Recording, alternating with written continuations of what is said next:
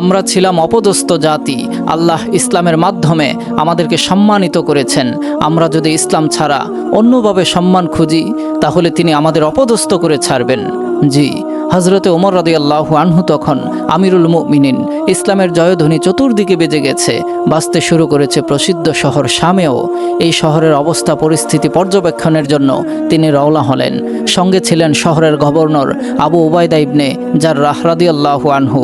ওমর রাদিয়াল্লাহু আনহু দীর্ঘ পথ ওটে করে চললেন। চলতে চলতে সামনে একটা অগভীর পানির স্থান পড়ল।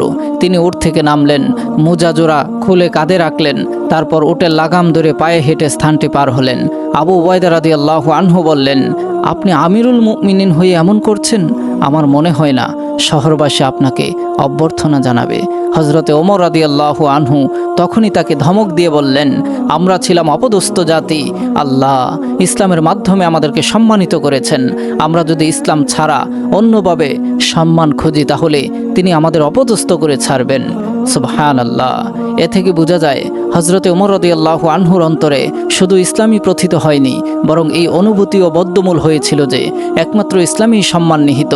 ইসলাম ছাড়া অন্য পথে, অন্য মতে, অন্য শাসন ব্যবস্থায়, অন্য বিচার ব্যবস্থায়, অন্য কোনো কিছুতে আমাদের সম্মান, নিরাপত্তা, শান্তি, সফলতা যদি আমরা খুঁজি তাহলে কপালে শুধুই লাঞ্ছনা মিলবে, অপমান মিলবে, কোনোদিন শান্তি, সুখ, সফলতা মিলবে না।